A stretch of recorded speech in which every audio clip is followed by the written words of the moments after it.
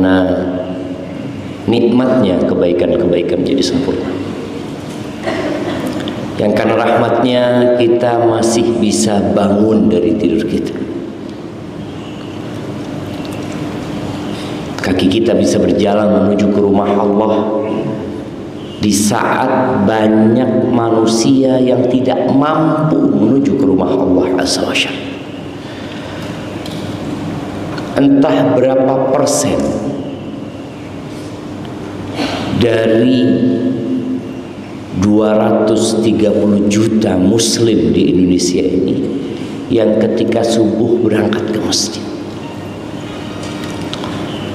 Rasulullah sallallahu alaihi wasallam menyebutkan athqalus salati 'alal munafiqin. Salat yang paling berat dilaksanakan oleh orang-orang munafik itu salat Isya dan salat subuh. Apalagi di rumah Allah Azza wa Jalla.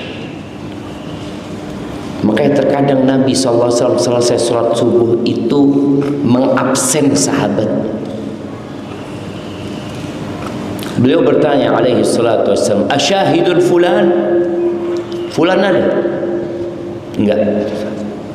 Asyahidun fulan? Fulan ada? Enggak ada. Maka kita harus bersyukur kepada Allah atas nikmat bisa sholat subuh berjamaah di masjid. Kemudian kita bisa kajian. Sebagian orang bisa datang ke masjid, tapi segitu tidur lagi. Maka semoga Allah menyempurnakan nikmatnya untuk kita semua dan memasukkan kita ke surga Allah Azza wa Jalla.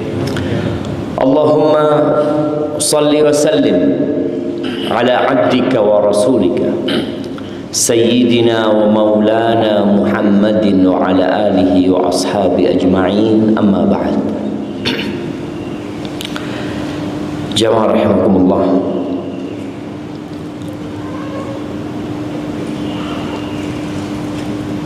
setiap sholat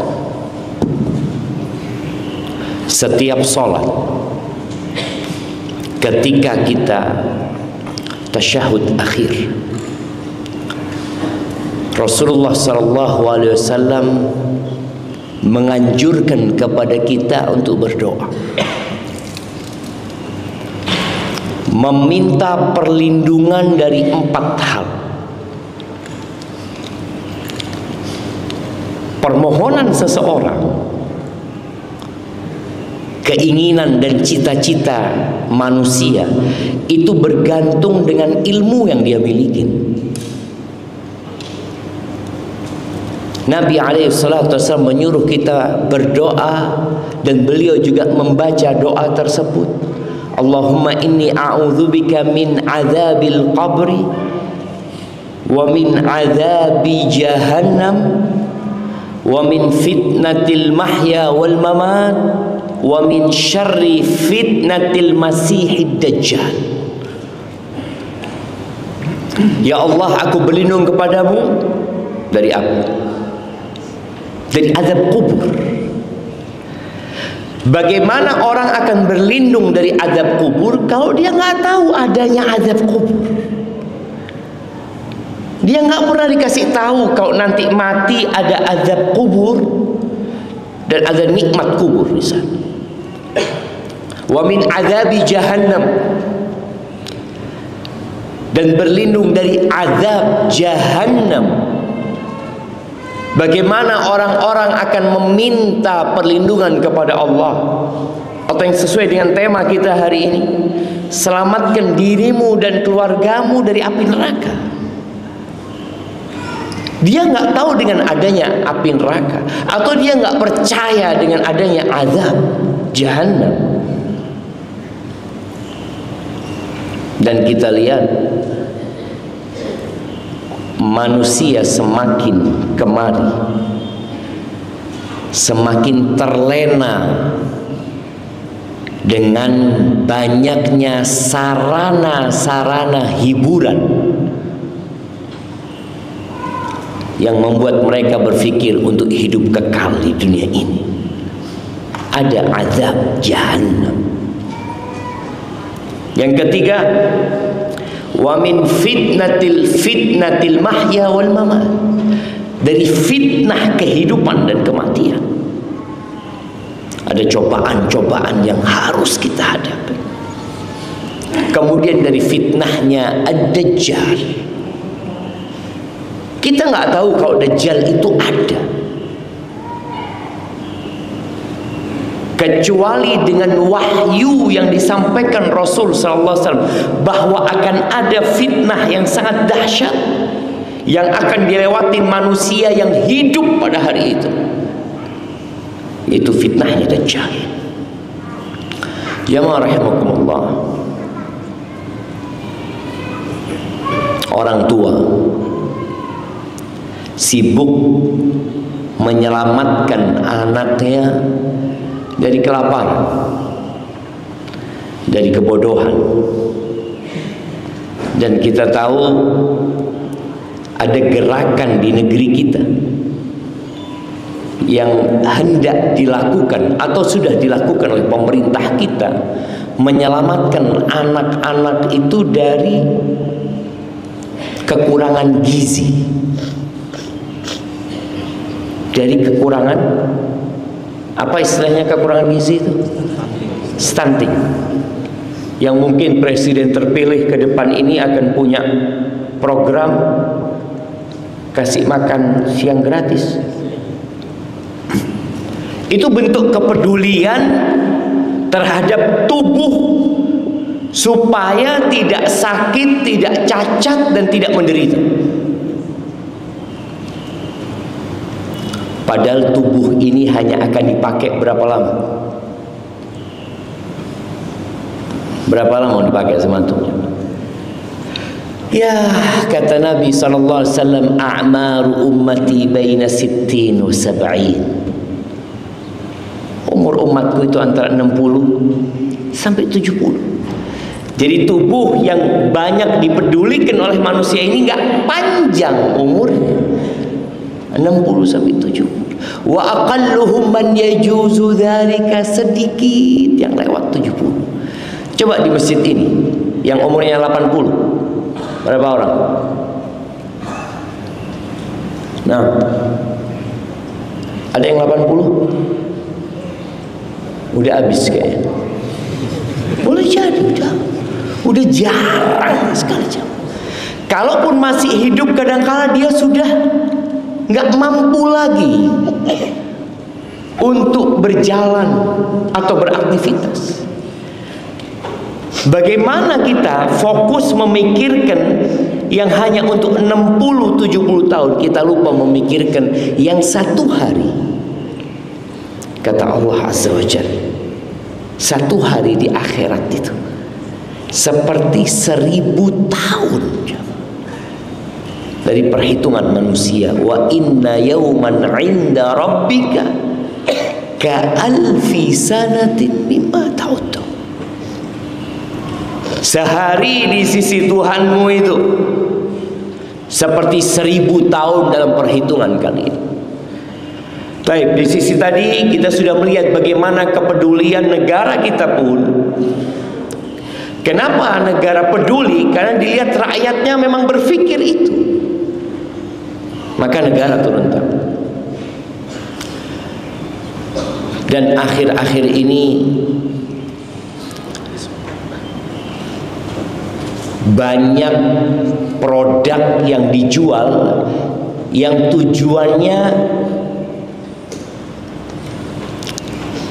merawat dan memelihara kulit. Apa namanya? Skincare. Dan kayaknya orang kalau bisnis skincare ini sangat menguntungkan sekali. Kenapa kok sangat menguntungkan? Karena pasarnya peduli sama kulit. Apalagi yang ditonton drakor, orang-orang Korea sana, artis-artis Korea, mereka memang putih ya, kita nggak kayak mereka. Antum kepengin pakai itu supaya kayak mereka gitu kan? Banyak orang-orang, subhanallah, makanya lari lari sampai ke desa-desa. Padahal kulit ini pada akhirnya akan dimakan tanah. Nggak bisa dibohongin jemaah. Makanya anak kadang-kadang kalau melihat kulit anak, ya Allah udah keriput dia. Sudah tua. Udah tua. Maka kita punya PR bersama. Bukan cuma anak yang menjadi seorang ustaz. Bukan hanya orang-orang yang berilmu yang berprofesi sebagai seorang ustaz, sebagai seorang guru yang punya tanggung jawab ini, tapi setiap muslim untuk berusaha menyampaikan kepada yang lainnya walaupun satu ayat. Sampaikan kepada mereka ada neraka yang nunggu kita. Nunggu, iya. Bagaimana Rasul sallallahu alaihi wasallam diceritanya An-Nu'man bin Bashir. Rasul sallallahu alaihi wasallam naik mimbar. Kemudian beliau mengatakan kepada para sahabatnya, "Anzartukumun nar. Anzartukumun nar. Anzartukumun nar." Kata Nu'man bin Bashir, kalau orang di pasar itu akan dengar suara Nabi SAW. Beliau mengatakan, aku peringatkan kepada kalian ada neraka.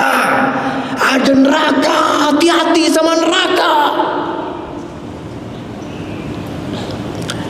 Ketika terjadi gempa, pemerintah sudah memiliki perangkat berupa sirene untuk memperingatkan umat manusia akan adanya potensi tsunami. Biasanya di daerah-daerah pantai mereka akan melakukan itu. Sampai dipersiapkan oleh pemerintah perangkat itu. Demi apa? Demi menyelamatkan. Tapi Nabi kita Muhammad alaihi salatu wassalam bukan hanya memikirkan 70 tahun hidup di muka bumi. Beliau memikirkan keabadian yang akan dilewati manusia. Baik mulai dari kuburnya sampai nanti dibangkitkan pada hari kiamat. Dan dipersilahkan untuk masuk surga atau masuk neraka. Nabi memperingatkan para sahabatnya, hati-hati sama neraka.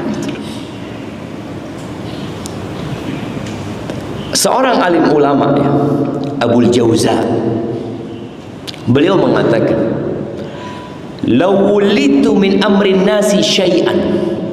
Kalau aku jadi pemerintah, aku jadi bagian dari pemerintah, punya kendali atau punya tanggung jawab, aku punya kewenangan terhadap urusan orang ini ya. Orang yang punya kewenangan itu biasanya ya dari kecil ada yang namanya RT, RW, terus lurah, mungkin camat, lalu bupati sampai ke atas. Apalah urusannya orang atau jabatan orang beda-beda. Tapi Abul Jauza mengatakan, "Lau wulitu min amrin nas." Kalau aku jadi bagian dari pemerintah yang punya kewenangan, ittakhadtu manaran 'alal ardi wa aqamtu 'alaiha rijalan yunaduna fin nas an-nar an-nar. Aku, ini cerita masa lalu. Dia akan bikin menara-menara di kota-kota, dan aku akan letakkan orang di menara-menara itu yang tugasnya hanya berteriak, mengatakan an-nar, an-nar, hati-hati ada neraka, hati-hati ada neraka kalian. Beliau ingin melakukan itu karena kesian manusia ini terbuai dengan kehidupan dunia padahal ditunggu sama neraka. Kalau Kalau sekarang ada billboard, ada banner-banner di pinggir jalan yang bisa dipasang, ada videotron mungkin di pinggir jalan yang digunakan untuk iklan-iklan. Yang punya kewenangan, tolong pasang di sana iklan. Ada neraka. Peringatkan manusia dengan adanya neraka. Sebagaimana kita memperingatkan mereka dengan bahaya yang mungkin menimpa, kita peringatkan mereka dengan neraka. Ingat bagaimana kita, bagaimana masyarakat, bagaimana negara, bagaimana dunia di saat COVID-19. Antum bisa bayangin, di mana-mana itu pelihara diri kalian, selamatkan diri kalian dari apa? Dari COVID. Ketika badai COVID datang lagi, COVID Delta yang varian Delta waktu itu banyak yang mati. Oh, semakin ketakutan manusia. Mereka takut dengan mati, mereka tidak takut dengan neraka. Padahal mati, engkau sehat pun mati. Engkau mau sehat, tidak ada virus yang namanya COVID, mati tetap engkau. Tapi kenapa engkau begitu takut dengan COVID, dengan kematian? Padahal semua orang ditimpa kematian. Antum lihat bagaimana mobil dengan tingkatan keamanan tertinggi, dia mahal sekali. Kenapa? Karena engkau kalau naik mobil ini aman. Aman dari apa? Dari mati? Ya enggak. Engkau mau di mobil, engkau mau di rumah, di atas kasur. Presiden pun mati, raja pun mati. Maka nggak ada yang bisa menyelamatkan dari kematian. Rasulullah Shallallahu Alaihi Wasallam tidak menyuruh kita menyelamatkan diri dari kematian, tapi memerintahkan kepada kita untuk mengingat kematian karena dia pintu menuju kehidupan keabadian. Ingat kalian bakal mati, dan di sanalah ada yang namanya kehidupan yang hakiki, imma surga, imma neraka. Jamaah rahimakumullah, Allah Azza wa Jalla di surat At-Tahrim di ayat 6 yang menjadi tema kajian kita. Maka harapan anak, paling enggak satu ayat ini antum bawa pulang. Kalau antum punya grup, sampaikan ke grup. Antum punya kerabat, sampaikan ke kerabat. Antum punya akun di Facebook, antum angkat ayat ini. Oh, saya kan bukan ustaz. Rasulullah Sallallahu Alaihi Wasallam mengatakan kepada para sahabatnya, "Ballighu anni walau ayat." Sampaikan dari aku walaupun satu ayat. Jangan nunggu jadi ustaz tentu. Yang punya perusahaan, sampaikan ayat ini. Yang punya toko, dia punya toko, anak buahnya 2, sampaikan. Pagi ini sampaikan sini. Buka Al-Quran. Aduh, nggak pegang Al-Quran. Sekarang nih handphone,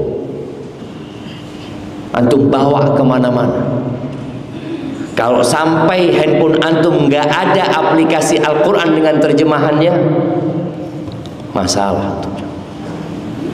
Dan cek anak buahnya semua, ada nggak aplikasi Al-Quran dengan terjemahan? Oh, belum download. Nggak peduli. Makanya tadi kita itu dibikin peduli dengan dunia. Iklan-iklan yang ada di pinggir jalan, Adakah yang mengingatkan kita kepada api neraka? Urusan dunia. Mengingatkan kita untuk beli.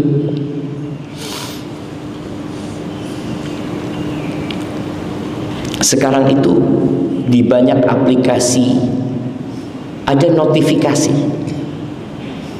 Notifikasi itu bisa di on off kan. Yang paling sering antum dengar notifikasi apa? Hah? Shopee. Gimana bunyinya? Oh, HP-nya istri. Masya Allah. Iya. Kita suka banget dengan notifikasi itu jemaah. Kenapa? Karena menyenangkan.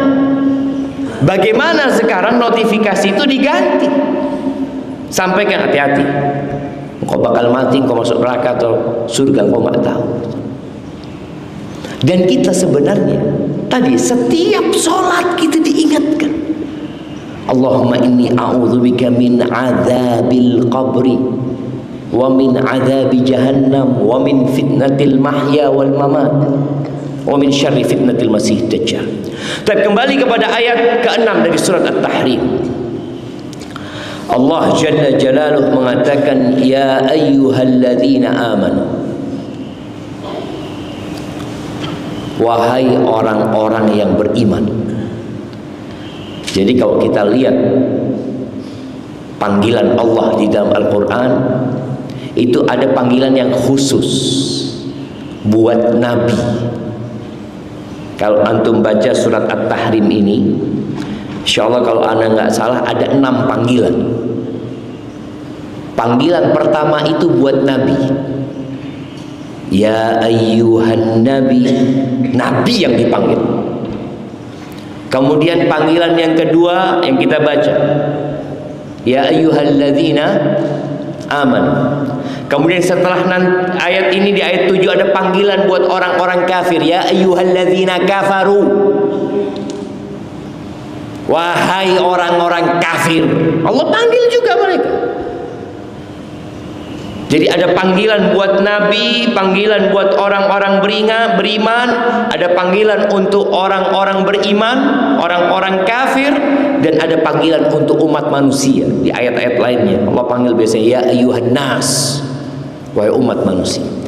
Ini Allah panggil orang yang udah beriman. Kita tahu kalau bicara iman, ada berapa rukun iman? Ada 6. Antu'mina billah wa malaikatihi wa kutubihi wa rusulihi wal yaumil akhir wa tu'mina bil qadari khairihi wa syarrihi. Para orang tua sering-sering tanya anaknya rukun iman. Sempat diadakan spesial eksperimen di sebuah SMA. Anak-anak sudah banyak lupa dengan rukun iman. Lupa. Yang punya anak buah di perusahaannya sekali-kali dites. Dites tuh. Sini. Sebutkan rukun iman. Loh, apa hubungannya sama pekerjaan saya? Apa hubungannya rukun iman dengan pekerjaan saya? Ketika engkau beriman dengan benar, kinerjamu akan bagus. Ketika engkau tahu diawasin oleh Allah Azza wa Jalla, dan engkau tahu bahwa 1 rupiah yang engkau ambil, engkau akan mempertanggungjawabkan nanti di hari akhir. Yang engkau beriman dengan hari akhir, engkau beriman dengan proses pengadilan yang ada di sana, engkau beriman dengan adanya sirat yang berada di atas neraka jahanam, engkau akan jadi orang yang benar di dunia ini. Jadi korelasi antara iman dengan pekerjaan itu sangat erat sekali, jemaah. Maka sekali-kali dipanggil, tanya tentang rukun iman. Allah panggil ya ayyuhalladzina amanu, wahai orang-orang yang beriman. Ini panggilan nomor 88 di dalam Al-Quran. panggilan untuk orang-orang beriman. Apa kata Allah? Qu anfusakum wa ahlikum nar. Peliharalah. Qu itu dari wiqayah, bisa bermakna selamatkan. Bikin benteng antara dirimu dengan api neraka. Dan bukan hanya dirimu, keluargamu. Kenapa kok bicara neraka? Allah Azza wa Jalla di ayat lain mengatakan, wa in minkum illa wariduha. Tidak ada satupun dari kalian melainkan akan memasukinya. Para nabi pun nggak akan masuk surga sampai melewatin jalur neraka. Karena letak surga itu setelah neraka. Kita tahu ada orang-orang yang masuk surga tanpa hisab, tanpa azab, betul, tapi tetap lewat neraka. Itu sudah keputusan Allah Azza wa Jalla. Wa in minkum illa wariduha kana ala rabbika hatman maqdiya. Itu sudah keputusan Tuhanmu yang ditetapkan. Maka kelak di hari kiamat, ketika didatangkan neraka jahanam, Allah mengatakan waji'a yauma idzin bi jahannam. Pada hari itu didatangkan neraka jahanam. Ketika orang sedang di padang mahsyar, tahu-tahu neraka jahanam didatangkan. Yauma idzi yatadzakkarul insan. Pada hari itu semua manusia jadi ingat. Wa anna lahu dzikr. Ternyata benar neraka itu. Keyakinan dia sampai kepada penglihatan. Kita tahu ya, keyakinan manusia itu bertingkat-tingkat. Ada yang namanya ilmu yakin, ada yang namanya ainul yakin, ada yang namanya haqqul yakin. Ilmu yakin itu keyakinan yang berlandaskan ilmu. Kita yakin dengan adanya neraka, iya. Emangnya engkau pernah lihat? Enggak, belum. Yakin. Karena yang ngasih tahu anak orang terpercaya. Nah, yang informasinya valid, bisa dibuktikan. Nanti ketika melihat neraka jadi ainul yakin, ngelihat ain, benar. Wa anna lahu dzikr. Tapi apa gunanya ingat pada saat itu? Dan nanti akan hakul yakin ketika mereka melewati neraka, apalagi yang masuk ke neraka. Na'udzubillah min dzalik. Benar adanya neraka itu. Dan doa para nabi ketika hendak melewati sirat, melihat umatnya, jemaah. Bismillah. Alhamdulillah. Doa mereka satu, Allahumma sallim sallim. Para nabi, ya Allah selamatkan, ya Allah selamatkan, ya Allah. Bayangin bagaimana para nabi di dunia memperingatkan umatnya dari api neraka. Ketika nanti di akhirat para nabi tetap berharap umatnya selamat dari api neraka. Di ayat ini Allah menyuruh orang tua untuk memikirkan diri mereka. Selamatkan diri kalian, jangan bicara orang lain dulu. Ini pentingnya kita jemaah belajar.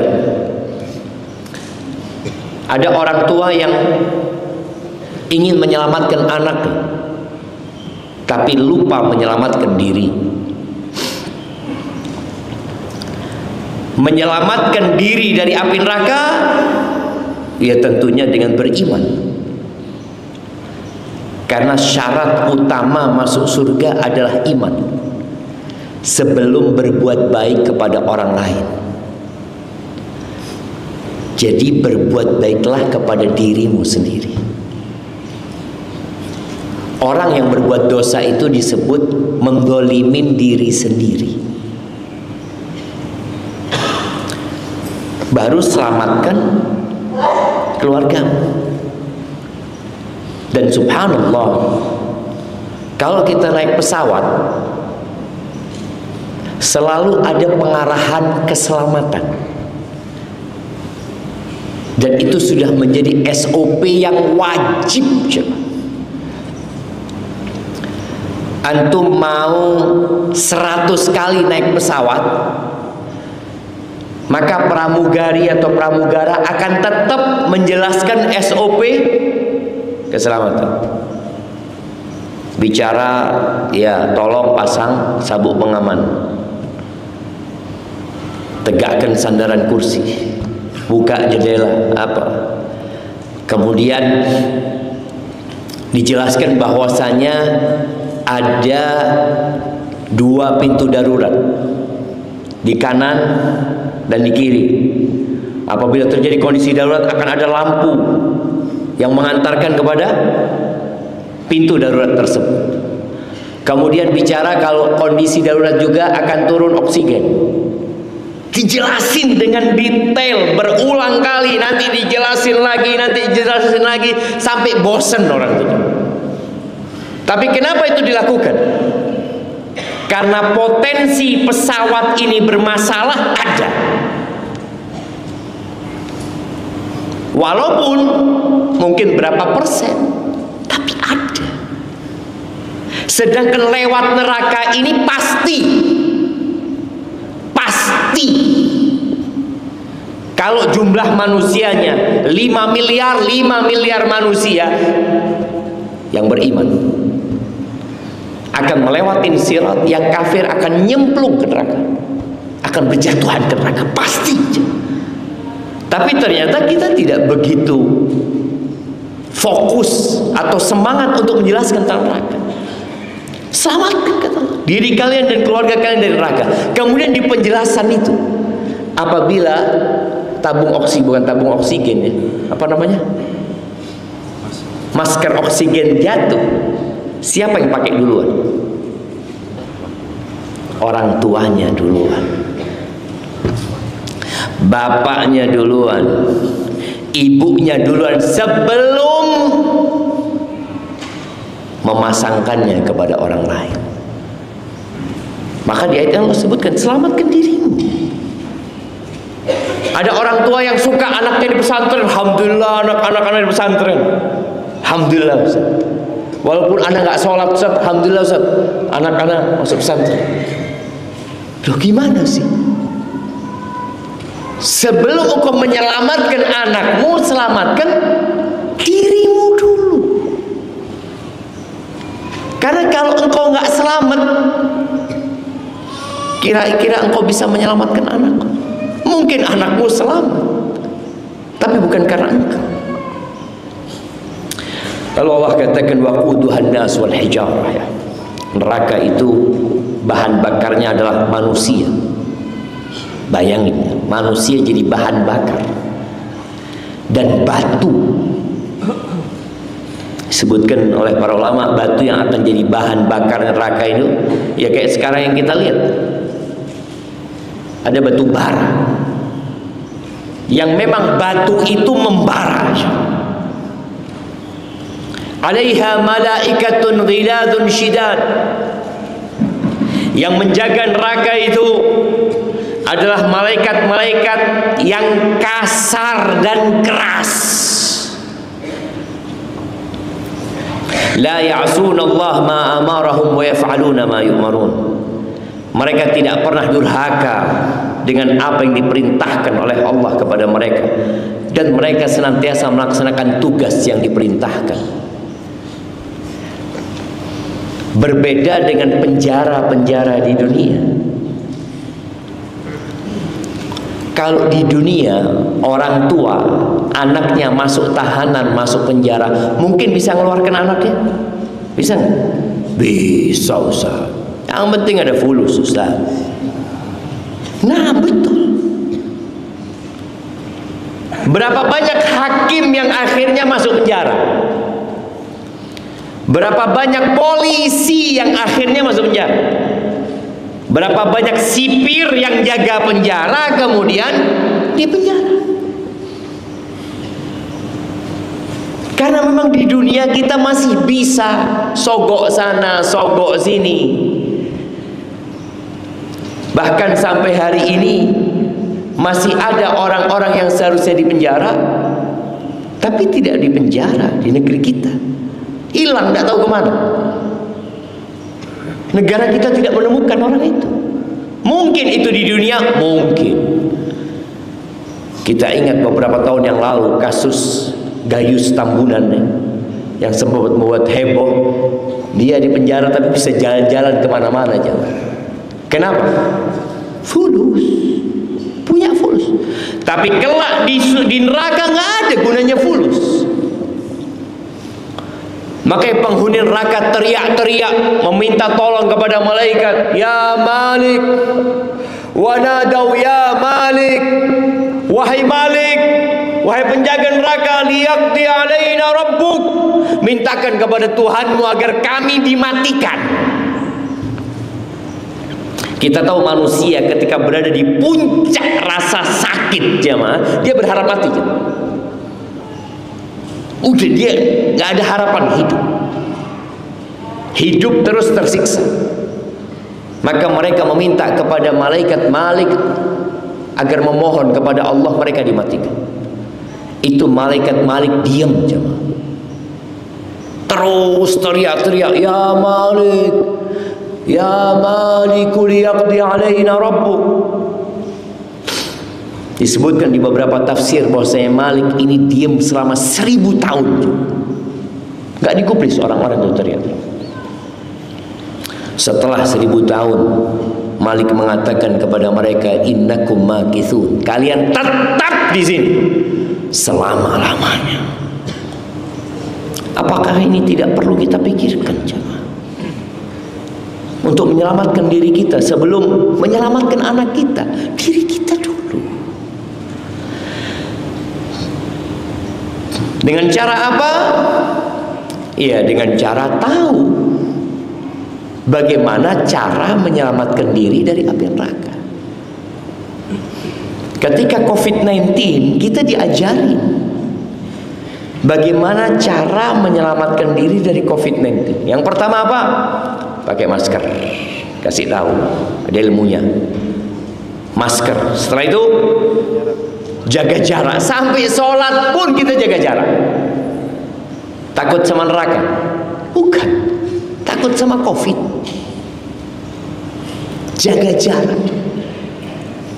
Orang-orang yang biasa berbuat dosa, yang biasa berzina, yang biasa berduaan dengan yang tidak halal, saat COVID berjauhan. Takut sama neraka apa takut sama COVID? Takut sama COVID. Karena memang digambarkan COVID ini sangat ganas sekali, sangat menakutkan sekali. Ya, dia menakutkan, yang bisa membuat orang mati. Tapi ternyata mati bukan karena COVID aja tadi kita bicarakan. Terus cuci tangan. Ingat kita masa COVID,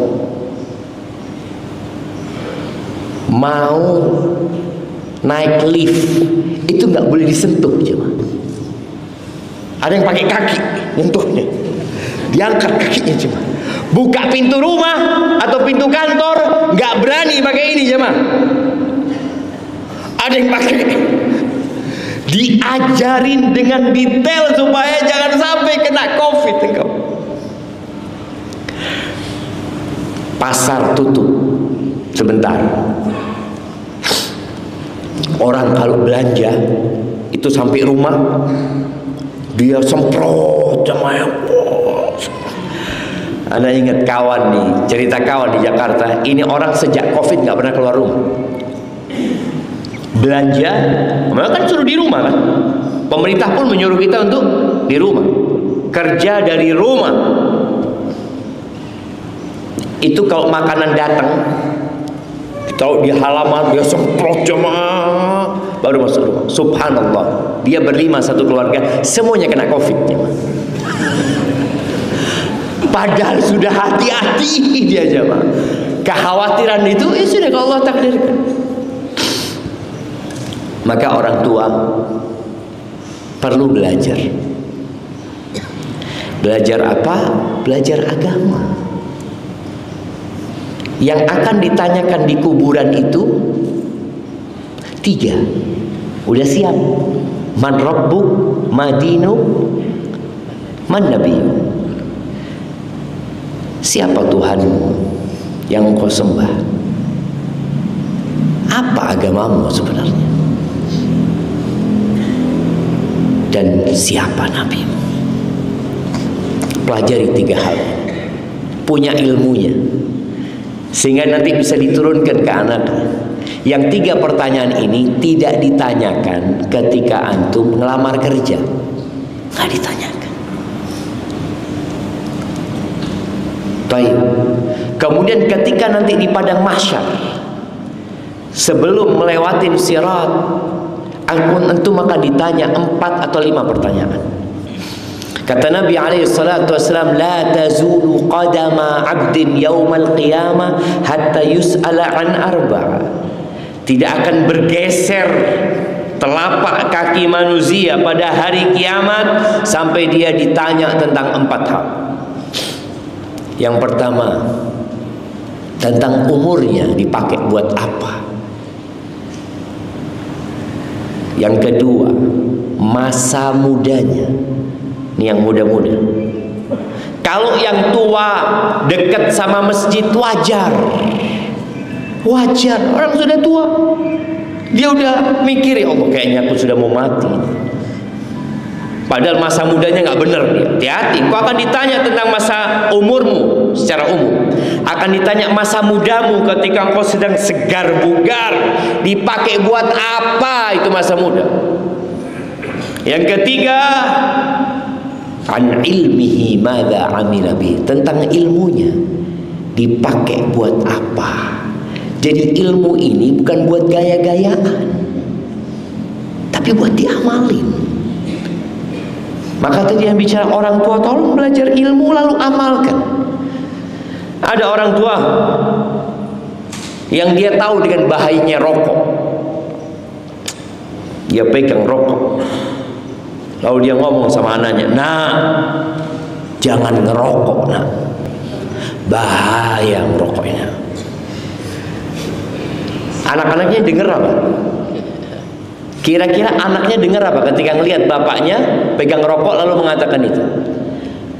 Anak itu mungkin salah dengar tapi nggak salah ngelihat. Dia ngelihat enak kayaknya rokok ini. Buktinya bapak ngerokok gitu. Ketika bapak mengatakan jangan merokok, kemudian bapaknya merokok, anak ini dengernya, nak, rokok enak, nak. Oh iya, makanya bapaknya tidur, dia cari rokoknya bapaknya. Kata bapak enak tadi. Itu yang terjadi. Ilmu itu bukan untuk menambah wawasan, tapi ilmu itu untuk diamalkan dalam kehidupan ini. Apa gunanya ilmu ketika tidak diamalkan? Kemudian yang keempat yang akan ditanyakan adalah an-mali, hartanya. Siapkan pertanyaan jawaban ini. Dari mana engkau dapat dan kemana engkau infakkan? Akan datang satu masa di mana manusia tidak peduli dengan hasilnya, penghasilannya, dia nggak peduli lagi mau dari halal atau dari haram. Ahibati fillah, menyelamatkan diri dan keluarga dari api neraka. Maka tadi udah disebut, dimulai dengan belajar. Buat para orang tua, sebelum jadi orang tua, engkau akan menjadi seorang suami yang laki-laki, yang perempuan jadi istri.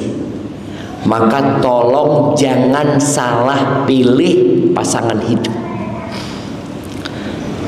Rasulullah SAW ketika menyebutkan 3 harta yang paling mulia, siapa yang ingat? Apa harta yang paling mulia yang perlu kita cari dalam kehidupan ini, yang perlu kita sebarkan ke masyarakat? yang mereka sibuk dengan online-nya untuk belanja. Kasih tahu kepada istri-istri kita, engkau kalau belanja online jangan lupa ada 3 kau cari. Di situ kan ada pencarian kan, tulis di sana. Yang pertama adalah lisanun dzakir, lisan yang pandai berzikir. Lihat ada nggak di situ?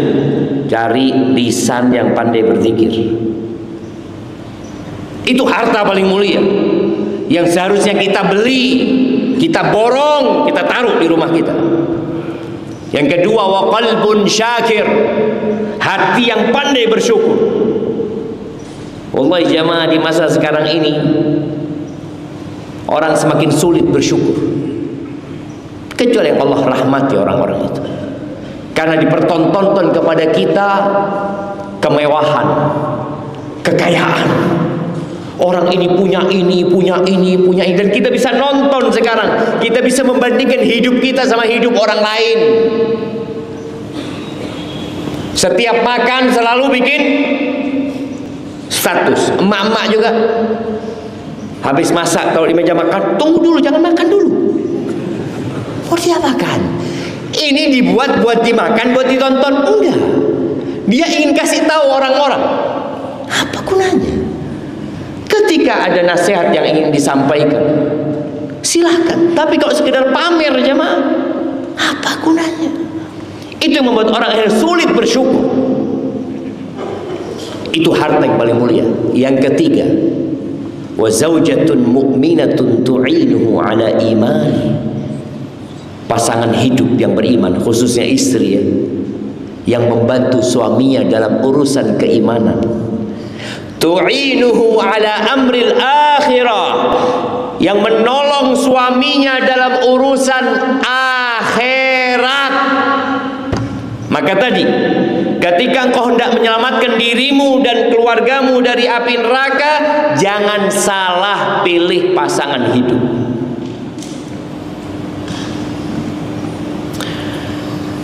Kebanyakan wanita dinikahin karena apa? Cantik, kaya, bangsawan.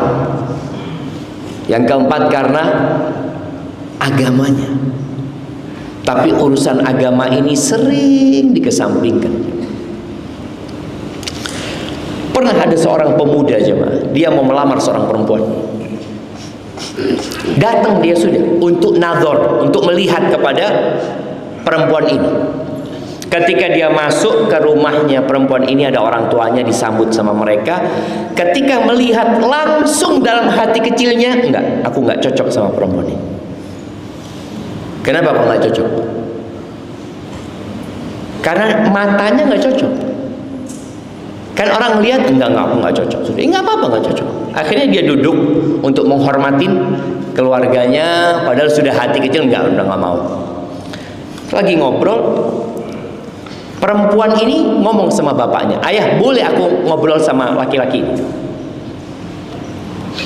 Kata ayahnya, boleh, silahkan.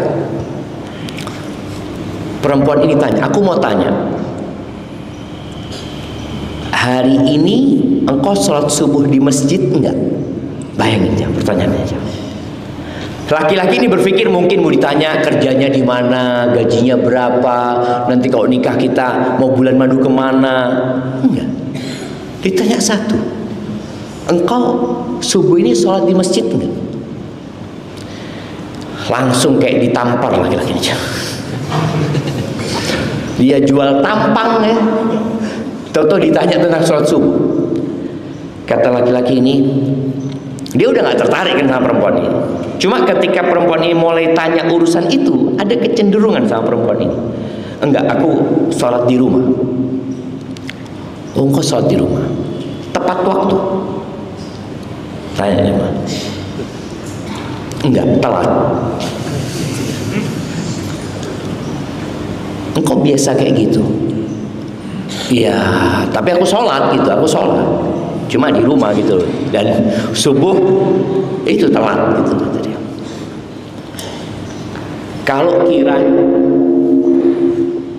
Kalau kiranya aku menerima engkau sebagai suamiku, Padahal laki-laki ini sudah niat gak mau sama perempuan ini. Perempuan ini ngomong, kalau kiranya aku menerimamu sebagai suamiku, engkau mau gak janji sama aku? Janji apa kata dia? Janji untuk tidak pernah meninggalkan sholat berjamaah di masjid, khususnya subuh. Ditantang kayak gitu.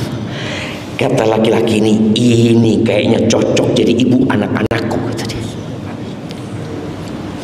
Ini kata dia. Yang awalnya dia melihat dengan matanya, kemudian dia melihat dengan mata hati. Hidup ini nggak lama, jemaah. Hidup ini bukan untuk bersenang-senang.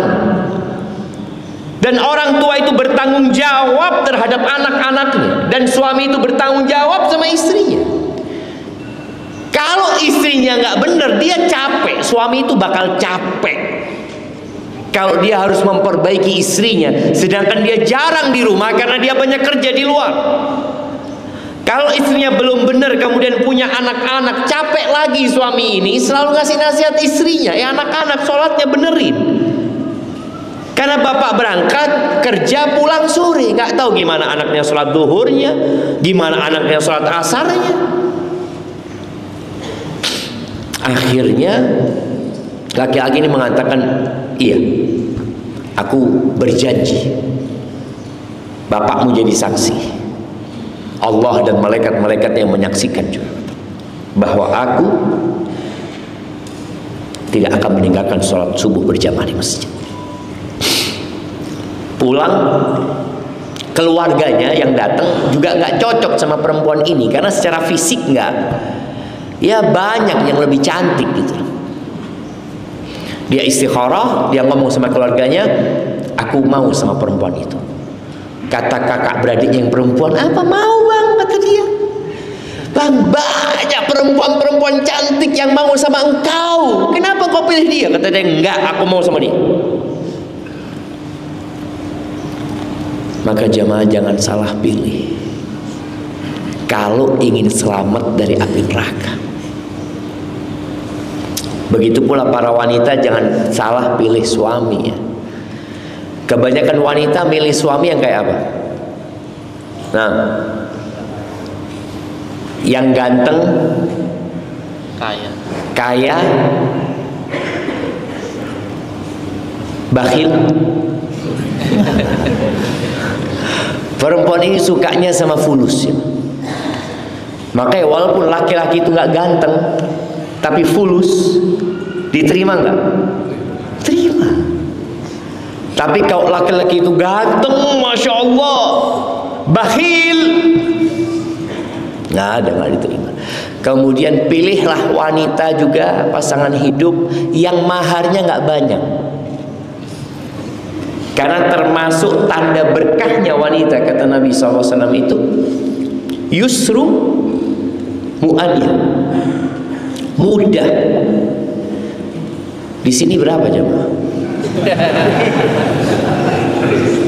Di sini ada yang mudah lah, ada yang mudah.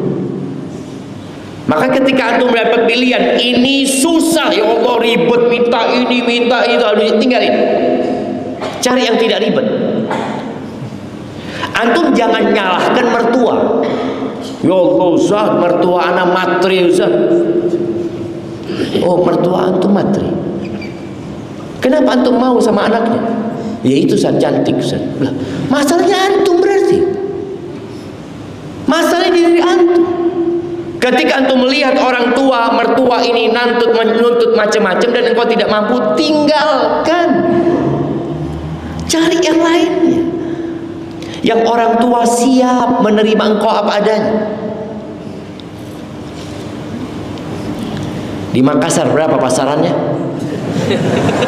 Nah, yang biasa-biasa aja, maksudnya yang terhitung mudah itu jemaah. Karena dari satu kampung ke kampung lain beda aja, beda. Putrinya Nabi SAW itu maharnya 400 dirham. Di masa itu murah sekali. Dan 400 dirham itu 40 dinar. 40 dinar itu berapa Ustaz? 40 kali 4,25 berapa? 100 berapa jemaah? Coba itu 170. Iya, 170 gram emas. Berapa jadi? 200 jutaan kira-kira. Dan itu murah. Itu hitungannya murah di masa itu, di masyarakat itu. Jadi ketika kita membuat sesuatu murah itu, hitungannya ya sesuai dengan uruf yang ada di sana. Itu murah. Dan ada sebagian sahabat yang dinikahkan sama Nabi SAW. Nabi ngomong sama sahabat ini sallallahu alaihi wasallam, engkau mau aku nikahkan sama fulana? Mau ya Rasulullah. Dipanggil fulana. Fulana, engkau mau nikah sama fulan? Mau ya Rasulullah. Dinikahkan sama Nabi SAW tanpa disebutkan mahar.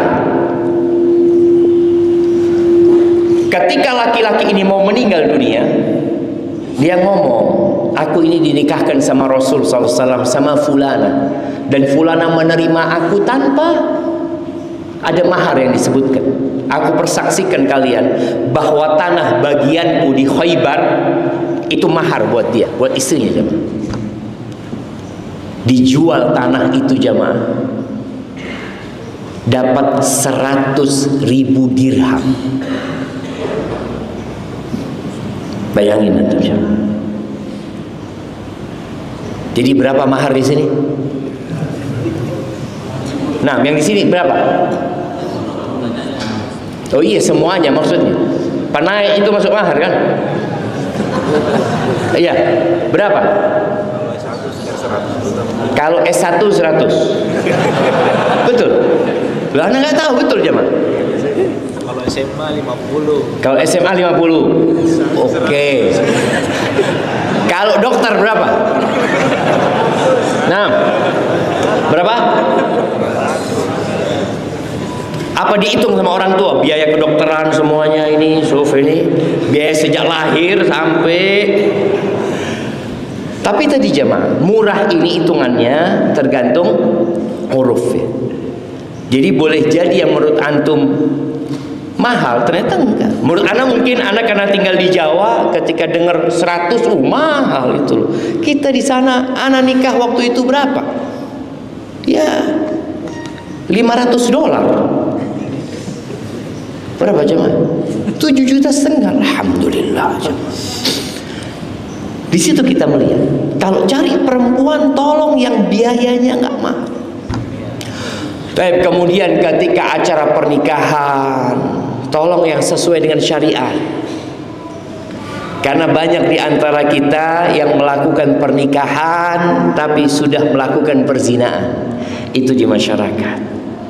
Na'udzubillahi min dzalik. Gimana mau menyelamatkan dirimu dan keluargamu dari api neraka sedangkan engkau sedang menuju ke neraka? Sedang menuju ke neraka. Kita lihat di masyarakat kita. Maka tolong perhatikan yang berkaitan dengan proses pernikahan sampai nanti ketika malam pertama. Ada kitabnya jemaah, dipelajarin. Sedangkan banyak kita menikah tanpa lewat kitabun nikah. Kita nggak tahu bagaimana mendidik anak. Berikan nama yang baik kepada anak kita. Sekarang orang kasih nama dengan nama-nama yang tidak jelas. Pilihkan nama yang terbaik. Kemudian di masyarakat kita, kalau bayi lahir itu diadani di kanan dan diiqamahi di kiri. Masalah ini ada khilaf di antara para ulama. Walaupun jumhur ulama itu menganjurkan hal itu. Karena adanya beberapa hadis yang dianggap sahih oleh mereka bahwa Nabi SAW ketika lahir Hasan bin Ali bin Abi Thalib, beliau mengadani. Para ulama menjelaskan, Ibnul Qayyim rahimahullahu taala menjelaskan bahwasanya ini dalam rangka agar kalimat pertama yang didengar oleh anak ini di dunia adalah kalimat-kalimat yang ada pada adzan itu. Kemudian nanti ada akikah buat anak kita. Jaga anak ini sejak kecil. Jangan pernah berikan makanan yang haram kepada dia, karena daging mana saja yang tumbuh dari yang haram, neraka tempatnya. Sekali lagi, gimana engkau mau masuk surga sedangkan engkau sedang menciptakan dirimu untuk neraka? Kemudian ya ajarkan tauhid, ajarkan sholat kepada mereka, rukun Islam, ajarkan kepada mereka. Jangan salah pilih sekolahan, jangan salah pilih pergaulan buat anak-anak kita, karena terus terang generasi sekarang ini generasi yang sangat mengkhawatirkan. Tidak ada satu masa kecuali yang sesudahnya lebih buruk daripada yang sebelumnya. Sehingga orang tua harus benar-benar fokus mendidik anaknya, terus berdoa memohon kepada Allah Azza wa Jalla. Baca doa, Rabbana hablana min azwajina wa dzurriyyatina qurrata a'yun waj'alna lil muttaqina imama. Terus berdoa jemaah. Tambah ibadah.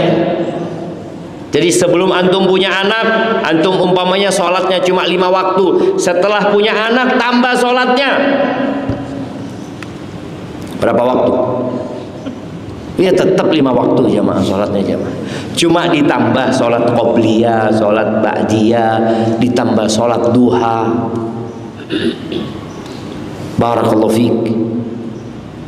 Sebagai penutup, anak ingat cerita seorang syekh di Madinah. Dia mengatakan, anak ini kita didik dengan baik, tahu-tahu keluar rumah